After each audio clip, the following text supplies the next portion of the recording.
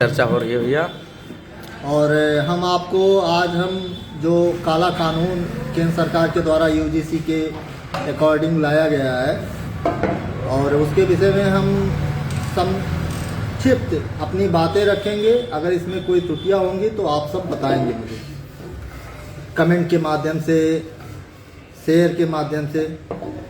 जो यूजीसी है, यूजीसी का फुल नेम होता है यूनिवर्सिटी ग्रांट्स कमीशन।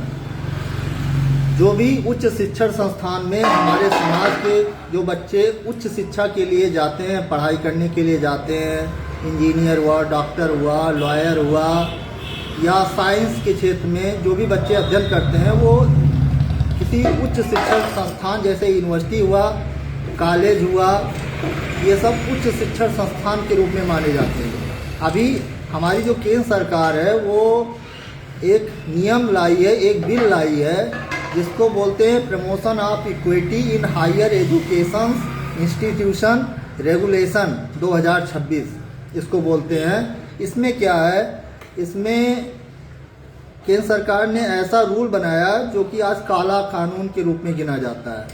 क्यों काला कानून के रूप में गिना जाता है, इसके विषय में हम आपको बता रहे हैं।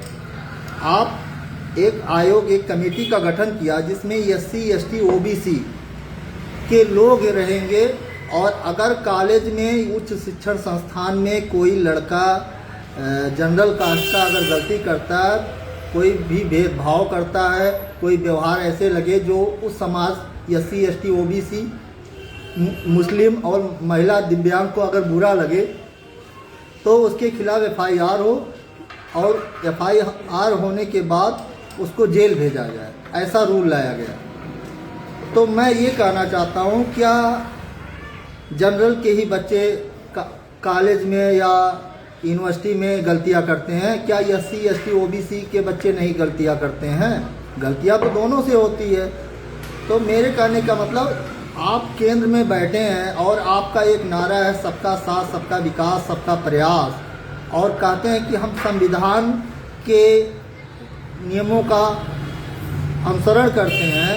संविधान मतलब नियम, सबके साथ समान नियम का हम अनुसरण करते हैं। तो क्यों आप यूजीसी के थ्रू इस promotion of equity in higher education regulation act 2026 को इस तरह से लाया जिसमें SC, ST, OBC और महिला दिव्यांग को ही सम्मिलित किया गया? क्यों सवर्ण आयोग का गठन इसमें नहीं किया गया?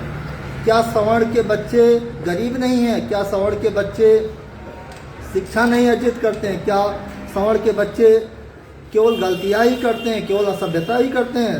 अरे सवर्ण की ही देन है जो आज हर क्षेत्र में, चाहे वो विज्ञान का क्षेत्र हो, चाहे वो शिक्षा का क्षेत्र हो, चाहे वो मेडिकल लाइन्स हो, किसी भी समाज से कम सवर्ण आयो, सवर्ण के बच्चे अपना पैर पीछे नहीं किए, हमेशा आगे ही रहे। अगर गलतियां करते हैं तो उनके खिलाफ एक्शन हो। मैं ये नहीं कहता कि सवर्ण के बच्चे जो हों वो गलतियां नहीं करते, उन पे एक्शन ना हो। गलतियां सब पे होनी चाहिए। गलतियां अगर सबसे हो रही है तो सबके खिलाफ एक्शन होना चाहिए, चाहे वो SC हो, ST हो, OBC हो, मुस्लिम हो या महिला दिव्यांग हो या जनरल हो। तो मेरे कहने का मतलब है, यदि आप सबका साथ, सबका प्रयास, सबका विकास का नारा देते हैं तो आप सवर्ण आयोग का भी उस यूजीसी के एक्ट में गठन कीजिए, जिससे समाज में सभी लोगों को एक साथ मिलकर रहे चलें। इससे क्या होगी, इससे आपस में द्वेष भावना जागृत होगी।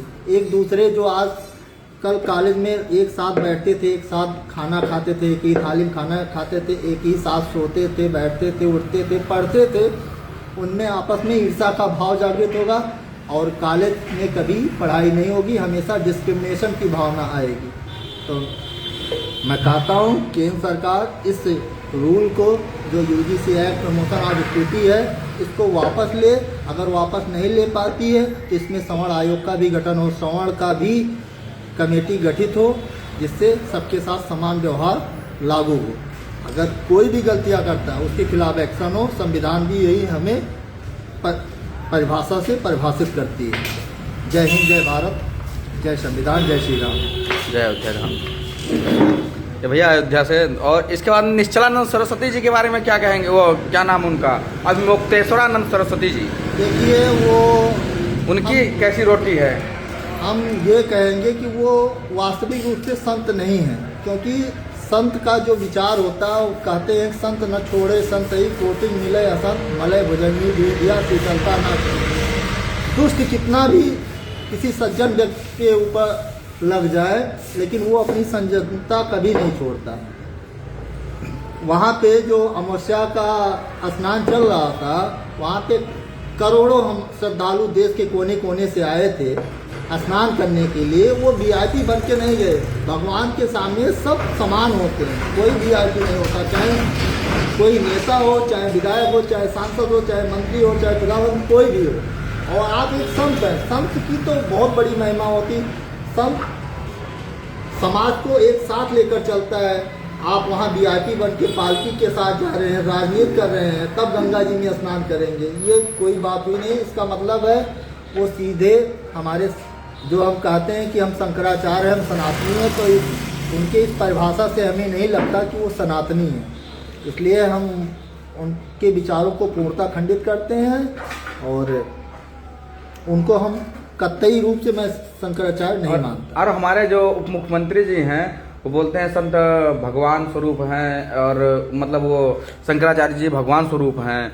उप मुख्यमंत्री जी केशव प्रसाद मौर्य जी, वो कि क्या मतलब उनके बारे में क्या कहना चाहेंगे आप? कहीं ना कहीं देखिए वो भी भाजपा से जुड़े हैं और संघ के रास्ते पे ही चलते हैं, लेकिन कहीं ना कहीं सत्ता की लोभ में अपनी रोटी सेकने के लिए क्या बक जाए कुछ खैर नहीं है किसी का।